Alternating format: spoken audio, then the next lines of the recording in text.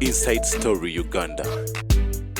Real source of ekibagano gabulaba mweche mutamanyi olunaku Yesu yakwata ebyenyanja ebisatu n'emigaati lwamuleetera ekizibu bategeera nti oyo bwe muteekawo okulonda abalya Jesus ekyamuleetera obuzibu naye yalina mission nti nzera ekyo bulaba nti kuba disciples nsinga kwagala ono yamuwaayo Yuda Iskariyoti ne Thomas be batulaga nti Yesu yazuka.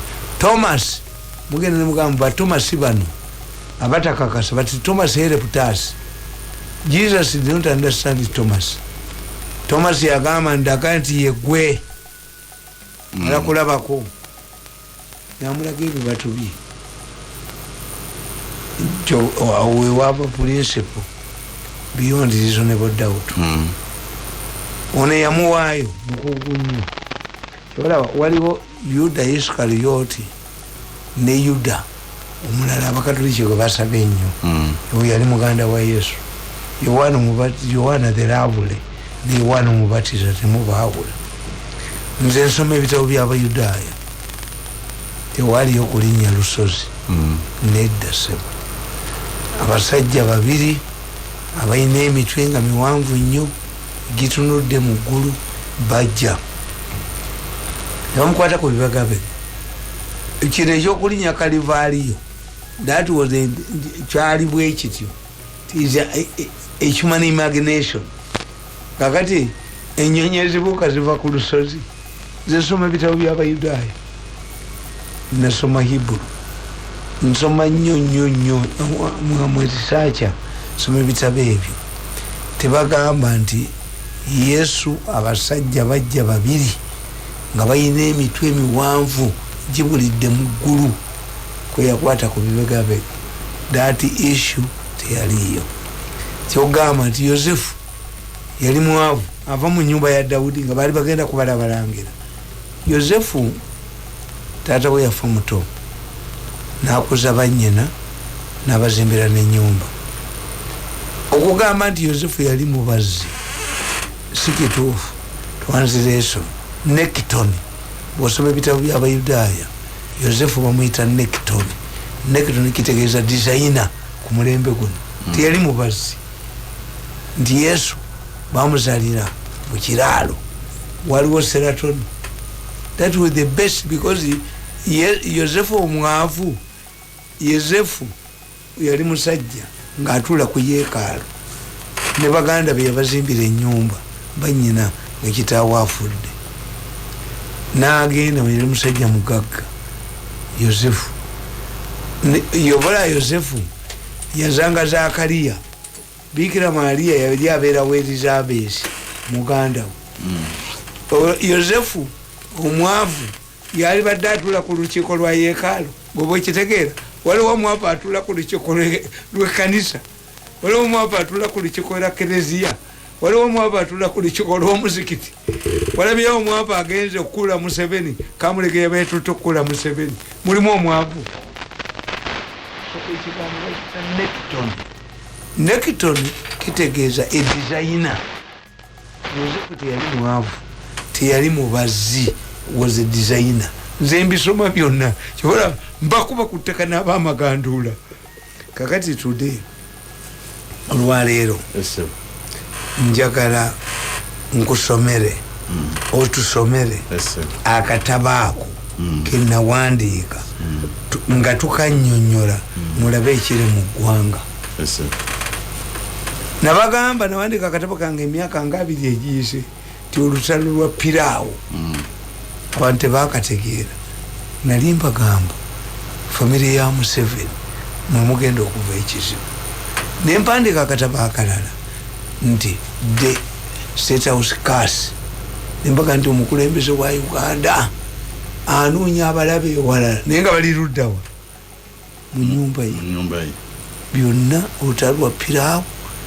Olwaleero yesterday bankubidde essimu muto wange ya, 'Nonda' okubeera akakiiko k'akategeka amazaalibwa ge. nezijukira abakatoliki kyebagamba sigwanidde oyingire mwange yogera bwogezi kigambo omwoyo gwange gunaawona natunulira beyalonda nga sisobola kutuula nabo bankubidde esimu gunenga ntuule ne Kalugire ntuule nekiwanuka ntuule ne Mwenda nga ye Kiwanuka manya gundi Kalugire pulezidenti yamuwa omutiri gwa ssente awuliriza abatta abantu abatunda organize ezange ne baziremera ntuule n'abagagga abe bajjagala nga nze ne ssente abaana bange okusoma noonye babanja ssente zange baganya ozisasula mba nina amagezi mumutwe kasita ye muhoozi yavuddeyo naga nti oyo muntu wange sigwanidde oyingire mwange yogera bwogezi ekigambo omwoyo gwange gunaawona. I cannot attend the Muhoozi meetings. If Museveni appoints me in a job, I said baruwa mukubirawo esase mutwe, I will never work in this government again. But I can work in the sidelines. But I will never work in this government again. Kebankola humiliated me to the mama wange ba is a cripple. Museveni taina kyamuwa nina okukkiriza mbere mwanda bwe yazaalwako ogwo mukoddo biwe sisobola. I cannot. Kakati ebyo sibisobola. I was invited. I thank him. I thank Muhoozi. He expressed ndi munne ate era abadde annyamba ndimene gundi. Yes, naye lwabwoko ejjoogo liri erimujugisa abantu si yasoose okuwasa si yasoose kwegamba kamba buuzi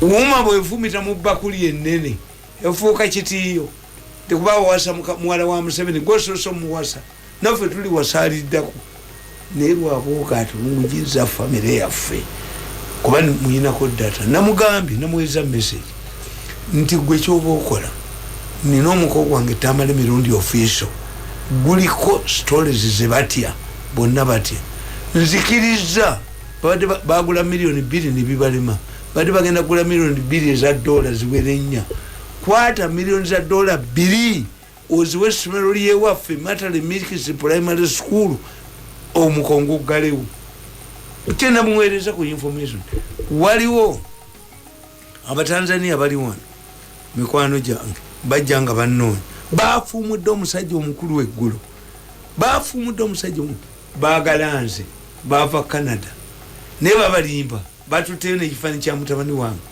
ne baga Kamala ndugu yangu Kamala kutoka Tanzania ndugu yangu Kamala piga simu yangu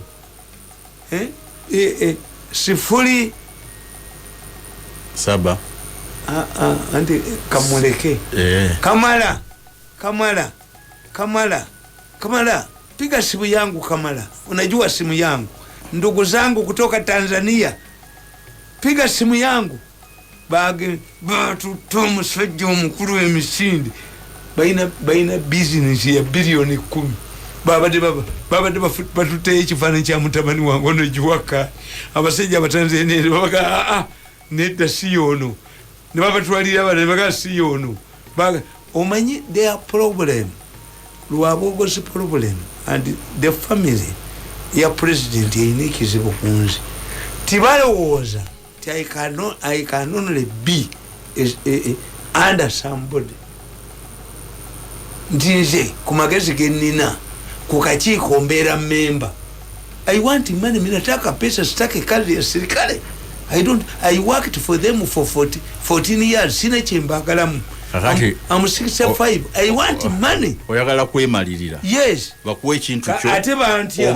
obanga gwo kikuli ate bantya njagende wabesi bwe kaba kaki nidda ku luno nabakola emyaka 15 bangobanga bwe kaba kakiiko nga gwe chairman impozi I need my budget at 65 kale katugende how you understood how anybody who believes that I will work in this government again is a joker.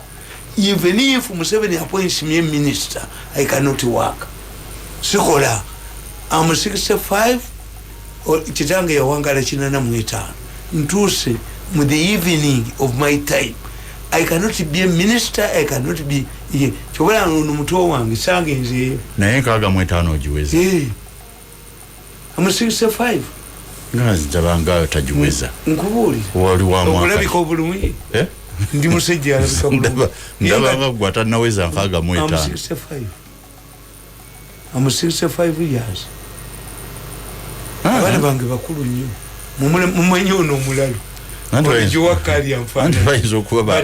Baizo kuba bakulunga wazala mangu. A man came to me yesterday and told me, I've been doubting of what you are saying.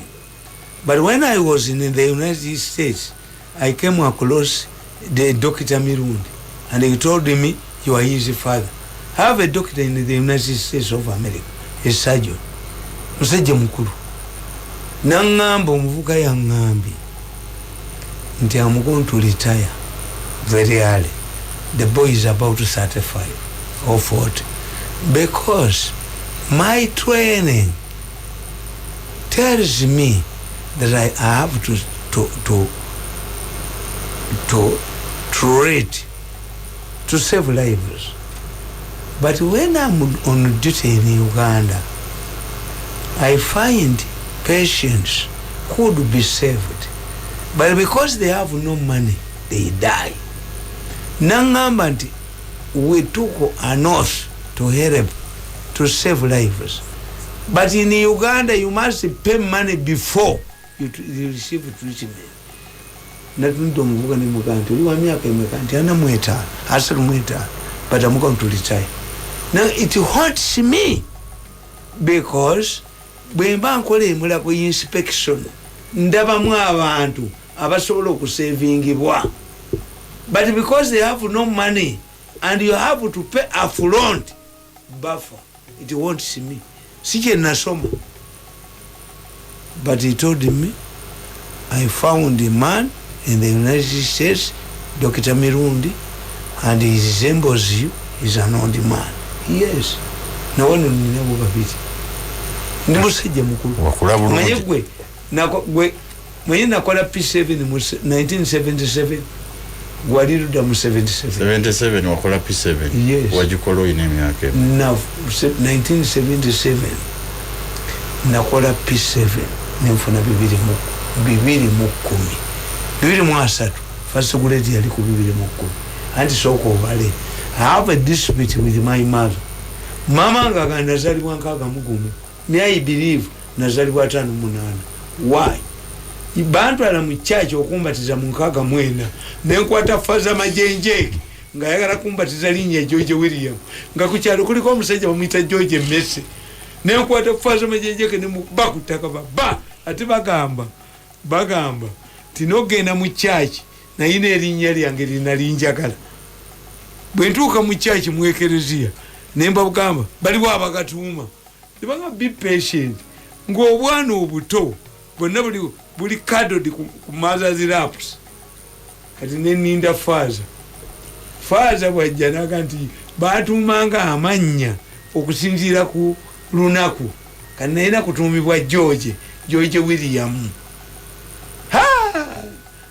yali aleeta amazzi ne musena bamuyitanga faza majenjeke ontumani George William nga kukyalo kuliko omusajja gwe bayita George Messi yali azaala Sematimba olubakubatiza wa myaka emeka akyembuuza I ask my mother nze nafuluma mu church nezire yansanga yeeka faza namugamba akaana ako kayina amaanyi ne papa yagabulira papa yambulesinga n'amaanyi gange nakuba faza majenjeke ekigwa ku ttaka mama wange yansangaka. You think it is a fake story? Ask my mother. I talked when I was 6 months. 6 months. Nebyo wabikola oli muto boba wayogera olina emyaka 6. Yes. Emyezi 6. Kitegeza nebyo ebyo yola faza wali muto. Yankaga mu 2 nga bayina bendera bayina ki jjajja yantwala ku independent celebrations. Ekitegeeza either ndi wanjawulo oba ndi wa 5 munana. My mother maintains. Mama oyo yagambe wali wa mwaka. Ndi wankaga mu 2. I was born in 1962.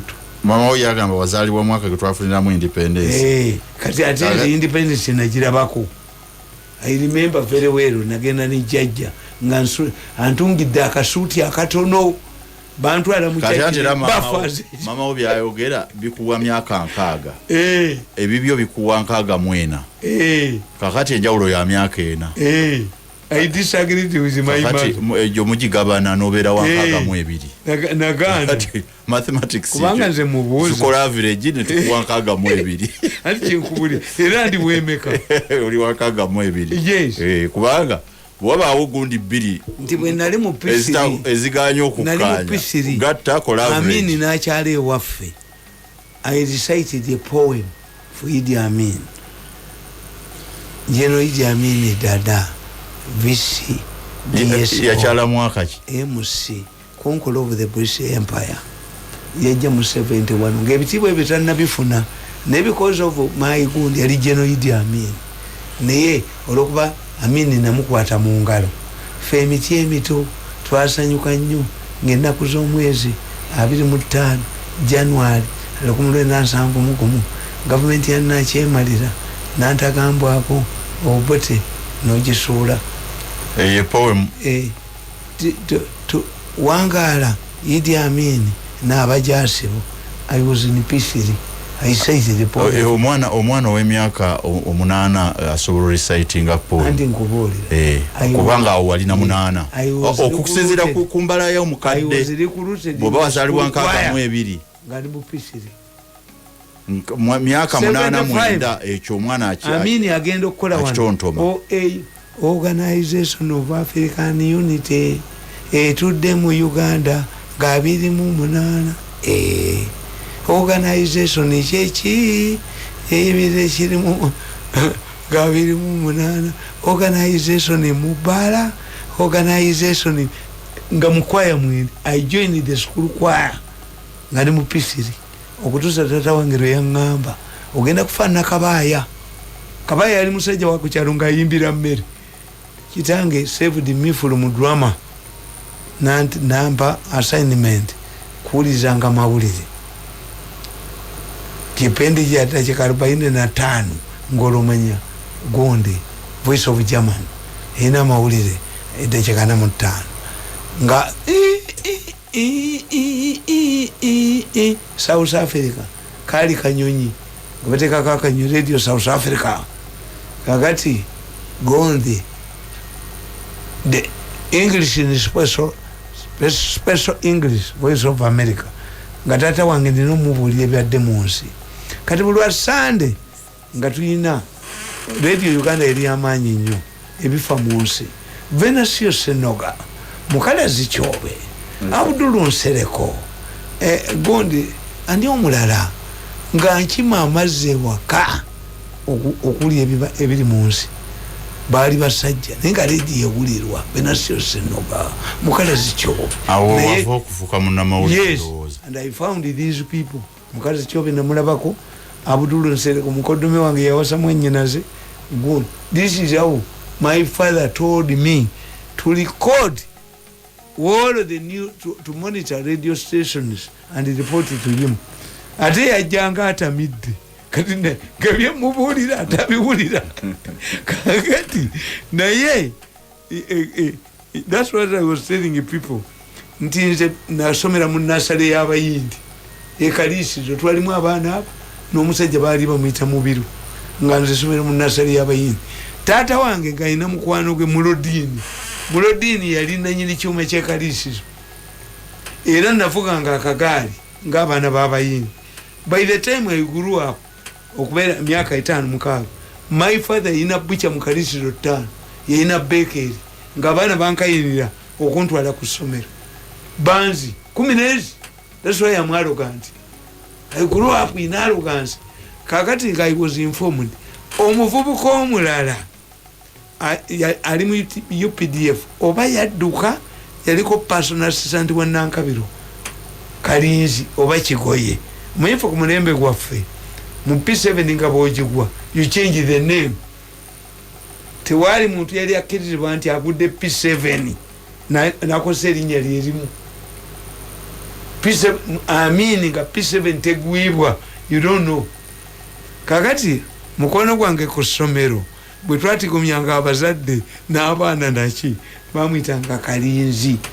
Kati Kalinzi ali mu UPDF oba yabula meja yaliko personal assistant wa Nankabirwa alina diguli nga 3 nga ffe tutugumye essomero.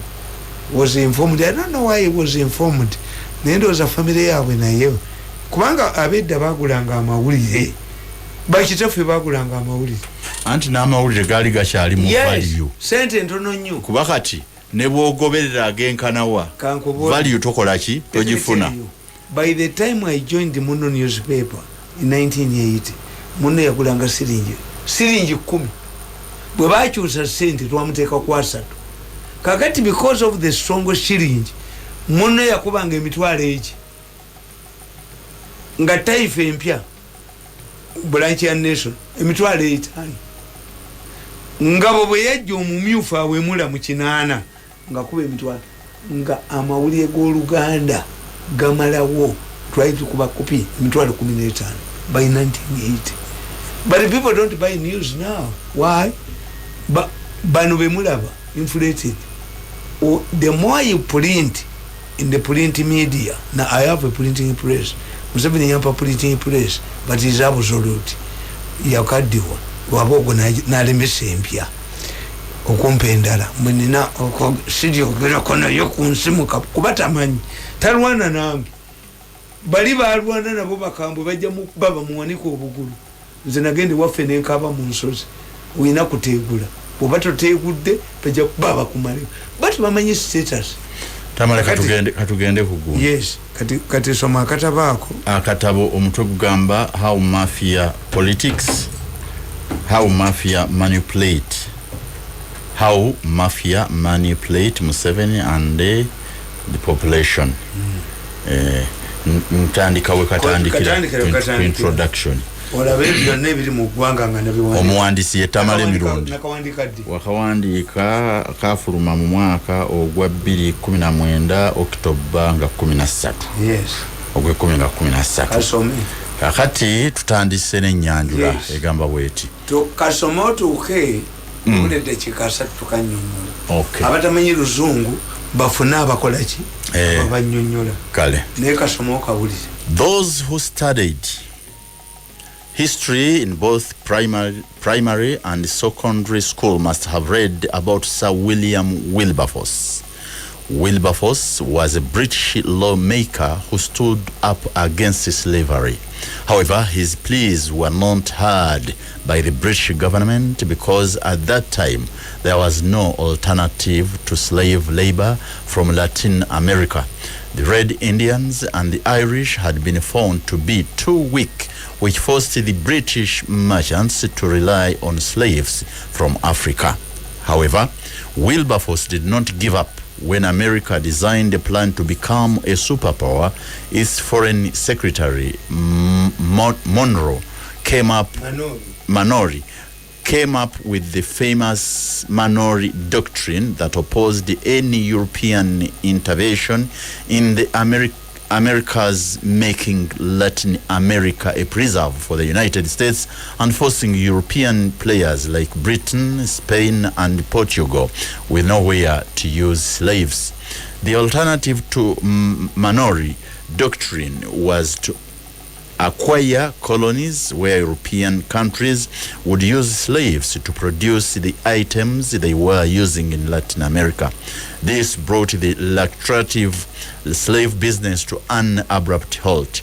The British, as usual, did not accept defeat.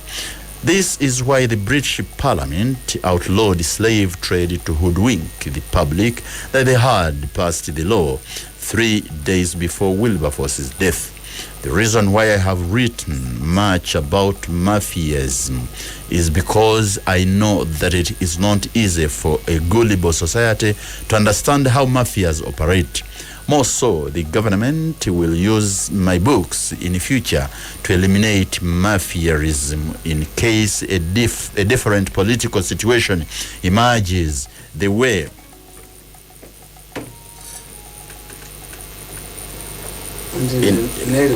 it's okay.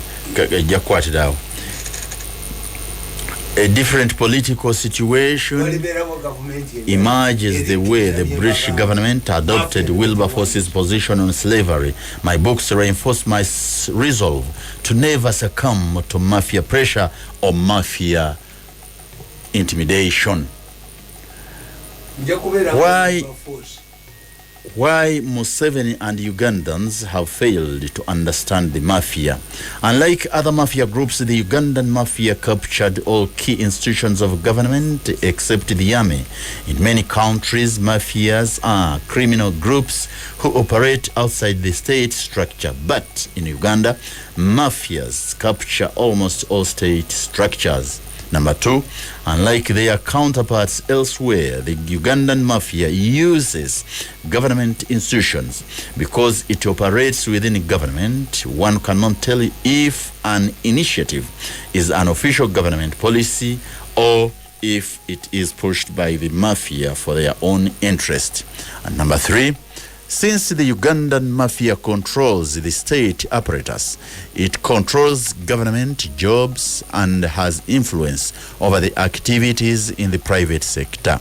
The mafia controls both state and private media.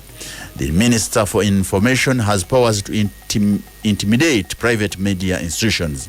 At one point, the minister attempted to switch off my programs, but he was humiliated by the public, which forced me back on air. Number five, the mafia controls strong institutions like churches and other religious groups except the Islamic community. This is done through the leadership of these religious groups. Number six, Ugandans do not know how things work and end up supporting the mafia-oriented policies. Number seven, mafias design their programs and policies on the needs of the society, especially the poor. A poor person is made to believe that a mafia-oriented program or policy benefits him or her. Number eight, mafias control traditional institutions, well aware that people have a lot of trust and faith in these institutions. It becomes a big problem to those who try to alert the public about the dangers of mafia infiltration into traditional institutions. 9. Mafias use respected institutions, especially the women groups, human rights groups, youth groups, and the law society. And number 10, mafias control public opinion in society and make leaders their stooges who they install and dispense. Examples of mafia engineered plots. When President Museveni established Uganda Roads Authority, the mafias immediately started scheming. His first executive director, Engineer Peter Sebanakita, was fought until he was removed. Shamelessly, the current Minister for Works and Transport was the chairman of the board. That is the time when the book was written. How could this happen? The mafia's target was Engineer Sebanakita so as to access the money in Yunram. Once Sebanakita was gone, he was replaced by Allen Kajina, who went ahead to sack 700 Baganda employees for being thieves. As if the word Mushuma is a Luganda word, the mafia fled. The mafias have targeted the private sector to achieve this satanic objective. The mafia group that includes members from the Mengo administration established a company to run their evil activities. As mentioned earlier, Mengo has provided a sanctuary to the mafia. This explains why Buganda's Sultan, who cannot help his people in danger, but only concentrates on money and wealth accumulation, cannot intervene whenever a Muganda is in trouble. His practice fits well into a Kiganda proverb, Jewandi subidde abayambi ate wavuddeyo batemu, which is translated that you may expect to see people who will save you only to see accomplices emerge. This is what baffles many Baganda. Take, for example, the younger woman in the investment authority, Evelyn Anite, when the mafias confronted her and described her as a mentally unsound woman who deserves to be taken to Butabika. In the same way, smeared me while I was still the presidential press secretary. She staged a spirited fight, and her tribesmen came to her rescue. Eventually, the mafia gang, including the Attorney General and Keith Mahakanis, backed down. How can a minister describe another minister as being insane? This is the arrogance of the highest level. Ridiculing their innocent victims is a tool of mafia gang to incite the victim to lose credibility and esteem. S.K. Mbuga is a private businessman dealing in real estate business. The mafia plotted against Mbuga. I have already pointed out that the mafia gang established a company that ensures banks and companies collapse in order to sell the assets. They also incite foreigners against Ugandans who have acquired money to extradite them and sell their properties. They have succeeded in doing this many times, as I will illustrate below. The mafias, with their members in the Mengo administration, who usually take advantage of the Kabaka, plotted against the SK Mbuga, Robert Kabushenga of the New Vision, and Bukede, working with his colleagues who happen to be lawyers in Mengo, started a negative media campaign against Mbuga. You see, mafias operate like a python. Kabushenga uses Bukede to smear his Muganda victim in Bukede. They created false stories that Mbuga and his wife were wanted in Sweden to face charges of fraud. The team of lawyers led by a notorious official in the Mengo administration contacted judicial officials in Sweden, claiming there was evidence that Mbuga was an international fraudster. Bukede published several articles exposing Mbuga's wealth, forgetting that by the time Mbuga acquired the said wealth, Kabushenga was a destitute in Sironko. The mafia team moved and enrolled the services of the ISO chief Kanobaji and Akaka. They did this to justify their mafia objective, like I earlier mentioned, that the mafia uses state institutions to legalize their filthy agendas and to intimidate anyone who would want to rescue their victim. Bukede paper carried articles justifying Mbuga's illegal arrest and extradition. The mafia team, led by a notorious member of the gang who is in Mengo administration, wrote to Swedish authorities to grant them permission to sell Mbuga's properties. However, they had built their evil scheme on clay. They forgot that they successfully grab people's property here in Uganda just because they have control over the judges and other judicial officers in Uganda. Mbuga was eventually arrested in Dubai, where he spent a year without being charged of any offense. For fear of legal action and embarrassment, the officials in Dubai set him free. Mbuga, who had taken a legal degree, rejected the offer and insisted that he should be taken to Sweden and charged with fraud. In Sweden, it was discovered that Mbuga was smuggled out of Uganda. This was based on two important factors. One, there were no extradition documents between Uganda and Sweden. More so, there was no involvement of Interpol. Number two, the money from Sese Island, Kakabajenda, had ignored the jurisdiction of ISO, which, according to the name, deals with internal domestic issues. The mafias had made him look a fool. Kaka assumed the roles of Interpol, ESO, and interstate organizations that handle such cases. At the end of the trial, the Swedish judge ruled as follows.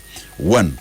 Mbuga has been kidnapped from Uganda and he was never extradited, as it would have been done under normal circumstances.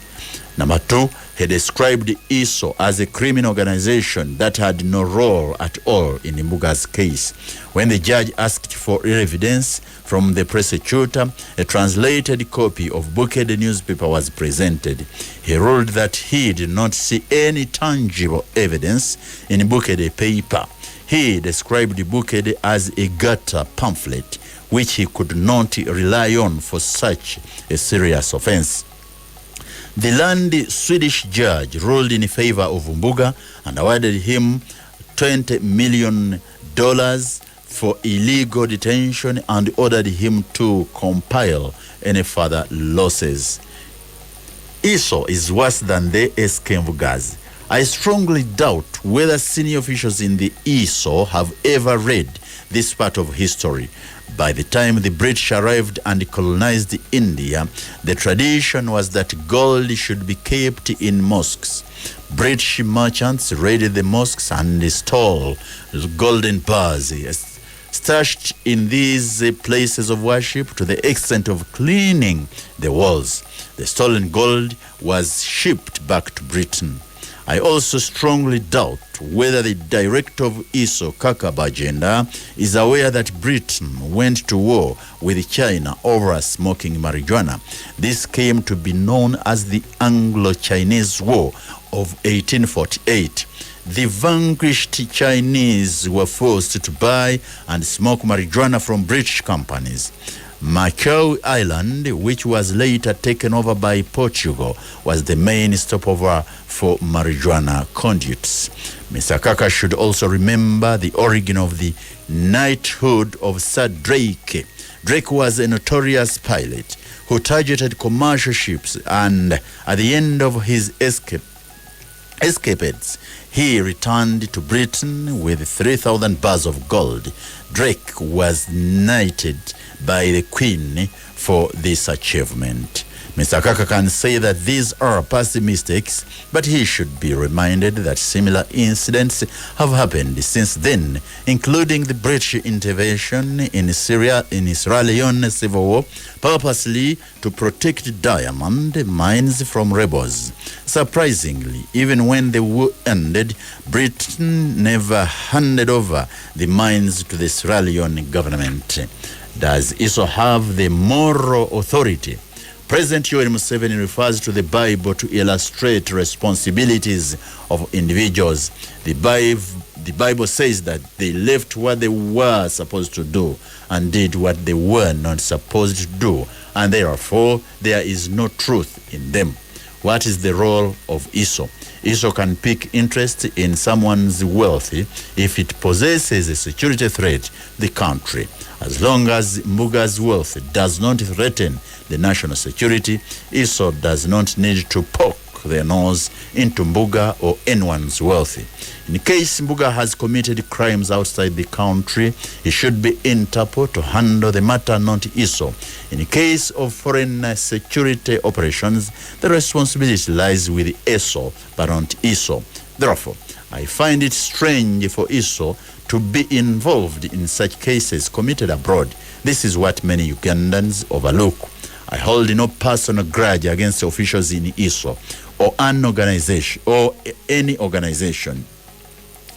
My concern is that if such a crucial organization is diverted from its main role, therefore, the country is also diverting its resources allocated to operations that benefit individuals, not the country. Government has lost billions of shillings in scandals that would have been prevented by our security forces. Why should our security organizations work as mercenaries to recover money that belongs to foreigners, money that is allegedly stolen by Ugandans abroad? Why not devote such energies to recovering taxpayers' money that is continuously lost in dubious deals? Is it not shameful what other countries do? Switzerland is known for its liberal policy on dirty money. In fact, many African leaders stash their stolen wealth in Swiss banks. Interestingly, even when a leader loses his loot after losing power, it does not prevent other leaders from stashing the loot in the Swiss banks. You may ask yourself a question. Apart from Swiss watches, what other important item that Swiss produce? They charge interest from stashed funds and lend it to credible borrowers. The hunters will also be hunted. Those who read my books know that I always attribute my way of looking at things to three factors. One, my father's wisdom. The late Mzee John Mirundi, though he preferred to be called Yohana Mirundi, was a highly intelligent man. It was on this basis that the residents of Kalagala village entrusted him with the role of solving their problems. I was therefore not surprised if anyone described Mirundi as both a village judge and a lawyer. I'm also not surprised that I have produced lawyers amongst my children. Mirundi handled village matters with honesty, and he was always on the side of the victim. This explains why at one point, in a fit of anger, he grabbed a chief magistrate by the neck and threw him on the ground during proceedings in a court case between a landlord and a tenant. This is where I spotted my father's weakest point. Mirundi behaved like any other landlord but never evicted tenants on his land. One day, a man named Peter Onsua lent money to his friend Kagonja. At the time of this transaction, the two men were drunk. The next morning, when Nsua went to his friend's house to collect his money, Kagonja became stubborn and demanded that Nsua should produce a written agreement in form of evidence. Nsua came to Mzee Mirundi, running in pursuit of justice. When Mirundi learned that the transaction between Nsua and Kagonja was 100 shillings, he directed us to call Kagonja. On arrival, Mirundi teasingly asked Kagonja why he did not want to refund the 300 shillings debt he owed to Nsua. Kagonja immediately lost temper and started calling Nsua all sorts of names and accusing him of being a thief, since the amount in question was not 300 but 100 shillings. On hearing this, Mirundi directed Kagonja to pay back 100 shillings, and the matter ended there and then. He had tricked Kagonja into submission that he indeed owed Nsua 100 shillings, which he initially denied. This is how intelligent Mirundi was. Number 2, another source of my wisdom is my ancestral village Kalagala. As I pointed out earlier in my books, Kalagala was a unique village with all sorts of people. We had celebrated cannibals who could openly come out and declare their status and practice. They had at times challenged other cannibals in open competition. By the time I grew up, the witches had developed thunder technology. On the same village lived an individual commonly known as China, who on big days would cut himself with sharp knives and use a needle to stitch his fresh wounds without using chloroform. Thieves in our village were also very smart. Those who targeted pigs would mix food with a local gin, waraji, forcing the pigs into deep slumber. Using this strategy, the pigs were stolen and transported in total silence. Thieves who targeted cows would use hot iron to change the shape of horns and use colored substances to change the color of hides. This made it difficult for owners of stolen cows to easily identify their animals. Those who targeted plantation crops would use banana leaves to cover their feet and acquire artificial shoes in order to conceal their footmarks. Number 3, finally, I attribute my wisdom to my education. I feel proud that I studied mass communication, a change agent to society, propaganda, which prepares and controls people's perception, logic, and political science. All this, coupled with my natural intellect, makes me a formidable human being. In addition to that, my 14-year stint in government gave me a glimpse to broadly understand how government operates and how the mafias manipulate society. I have always the malicious footballer in action. I have always urged that the mafia in Uganda is very dangerous because of the following factors. A, the mafia gang in Uganda is composed of malicious individuals who lack the lenses to evaluate the impact of their actions. These actions